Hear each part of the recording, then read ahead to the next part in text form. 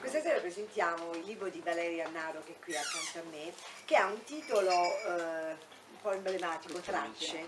Si tratta di una raccolta di racconti che sono prevalentemente una carrellata di emozioni, di sensazioni di una giovane dei nostri giorni che si vede che ama la letteratura, e devo dire che è una cosa che a noi a Mangiaparole chiaramente ci fa molto piacere, perché pensare a giovani, insomma, che invece di fare soltanto delle cose un po' più frivole, ogni tanto si leggono anche un libro e poi scrivono, è una cosa che veramente ci gratifica moltissimo.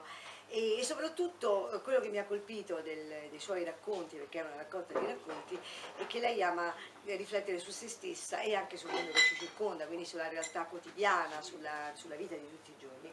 Ecco, volevo chiedere a Valeria perché questo titolo così intrigante, ma al tempo stesso ermetico, visto che può sottintendere di tutto, cioè tracce possono essere quelle lasciate da un killer, le tracce di un animale, quelle di Cappuccetto Rosso, no? Nel bosco. Ecco, cosa c'è dietro?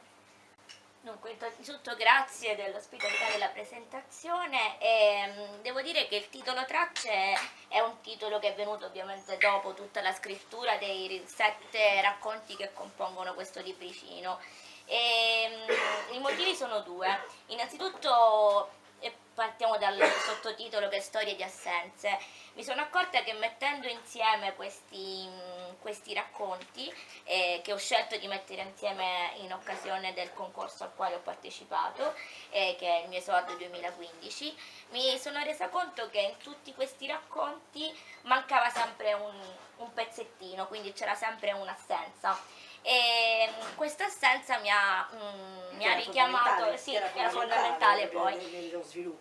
Questa assenza mi ha rimandato poi proprio alla parola tracce, nel senso più o meno filosofico, che poi sarebbe il motivo dell'epigrafe di un autore a me molto caro, che è Jacques Derrida, e quindi la traccia appunto, per Derrida stessa è qualcosa che non è immediatamente presente diciamo, nell'esperienza, però parimenti ci aiuta a recuperare il significato proprio. Alcune persone entrano silenziose nella tua vita, lentamente passeggiano nella tua anima, piano, senza far rumore, con la paura di disturbare e soprattutto con l'intenzione di non rimanere. E poi invece restano per sempre nel tuo cuore, restano per insegnarti a vivere, per insegnarti a sorridere, per insegnarti a piangere, restano per tenerti la mano quando hai paura, restano e si siedono sulla via della tua anima. Non chiedono, si siedono solo per cercare riposo, tutt'al più un rifugio, mai un conforto. Queste persone non chiedono mai perché potrebbero disturbare. Così le vedi lì sedute, rannicchiate, e sai che basta tendere la tua mano per regalarle un sorriso, sai che basta un abbraccio per regalarle fiducia, sai che basta uno sguardo per leggere un pensiero, per capire una sofferenza, per condividere una gioia.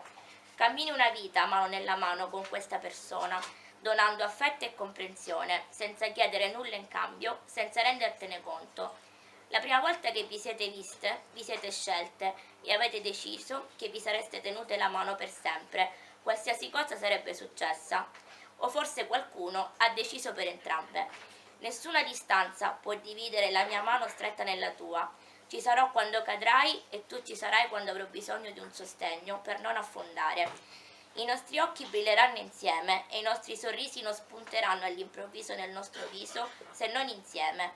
Io sono nei tuoi pensieri, leggo la tua anima e il tuo silenzio, e tu sei vita per me, tu che mi hai insegnato il significato puro e profondo di questa parola. Era così ogni volta che la mia esistenza incrociava quella di Emma. Una cosa molto bella che ho letto sullo statuto dello scrivere, mi piacerebbe dire lo statuto dello scrivere, l'ho letta recentemente in un libro di Alessandro Baricco. Mettere tra la nostra vita e quello che scriviamo una distanza magnifica, che prima prodotta dall'immaginazione, poi colmata dal mestiere e dalla dedizione, ci porta in un altrove, dove risultano mondi prima inesistenti, in quanto c'è vivamente nostro, inconfessabilmente nostro, torna ad esistere, ma a noi quasi ignoto. E quindi credo che per me scrivere sia proprio questo, partire comunque da un'esperienza, però poi ritrovarsi completamente in un mondo Quasi ignoto. generalizzare.